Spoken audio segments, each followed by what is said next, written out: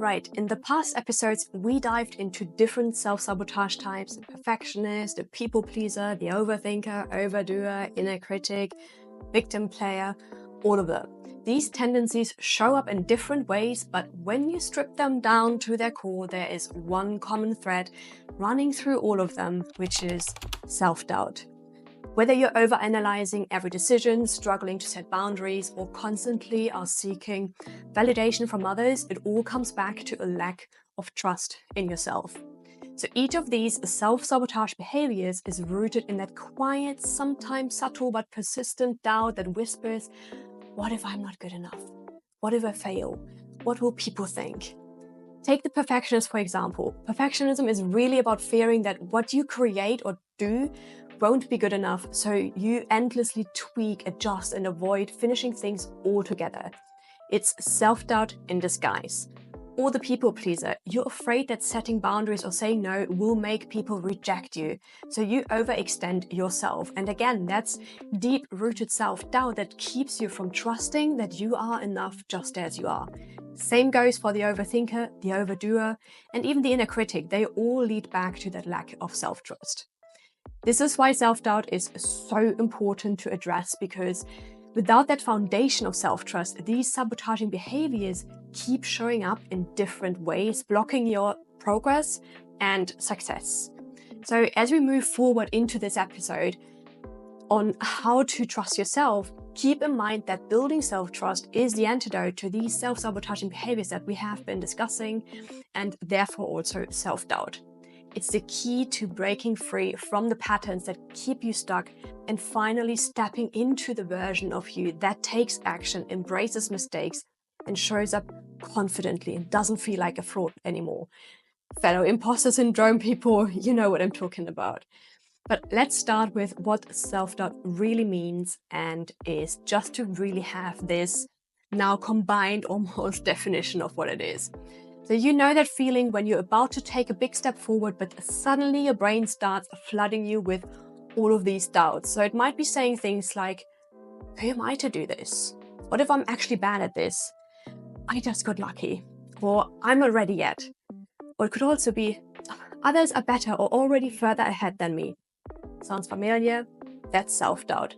So it is that nagging voice that makes you question your abilities, your worth, and even your right to be pursuing the things you're passionate about.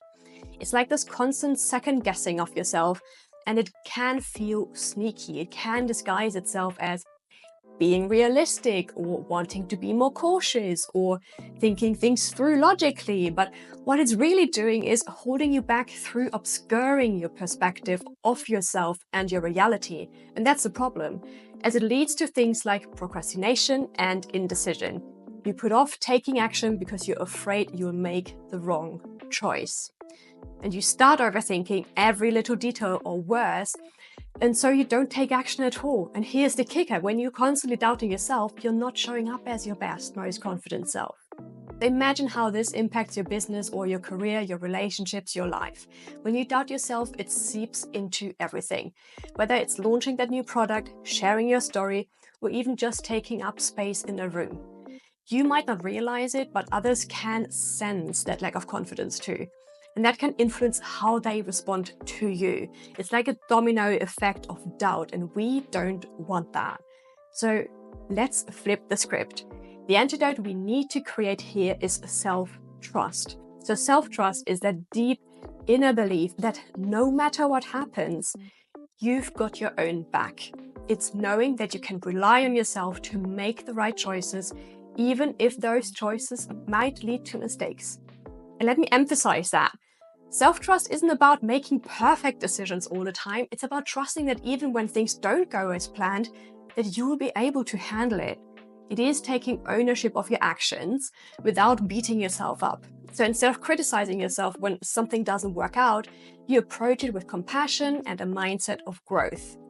It also feeds into resilience and your well-being, because when you trust yourself, the negative self-talk starts to quiet down, and you're kinder to yourself in moments of doubt, and you can navigate setbacks with more grace, rather than beating yourself up when you're already on the ground. So it's like this: self-trust gives you the permission to take risks, knowing that no matter the outcome, you'll be okay. And that is incredibly powerful. And Margie agrees. Not sure if you can hear it, but she agrees. Okay, so now you might be thinking though, all right, Josie, this all sounds great, but how do I actually release self-doubt and start building that foundation of self-trust? We already explored very specific action steps that you can take for the different self-sabotage types. If you want to go back to those, please go back to those other episodes. It's, I think, total in 8. Can't talk. It's 8 in total, that way around. So if you want to know your main one, also go back to the episode that touches on the topic for more specific strategies, or just take the quiz that I have linked below, so to find out your main one, and then you can go to that one specific episode to learn a bit more. But here's also some general steps that I want to share that can really help you shift from doubt to trust. Number 1, you might already know what I'm going to say. Self-awareness. The first step is self-awareness, and I would die on that hill, okay? You need to get really clear on who you are, your strengths, your values, your goals, and yes, even your weaknesses. So you can start with simple questions like, what am I really good at? What are the values I stand by? What do I want to achieve in the next year? But in general, it already helps to just be very curious about yourself and ask why you do what you do, or the way you do them, or show up in different situations. If you would meet yourself again as a stranger, what would you see? Who would you meet? Who would you like? What questions would you want to ask yourself if you were to meet yourself for the first time? Think of it that way.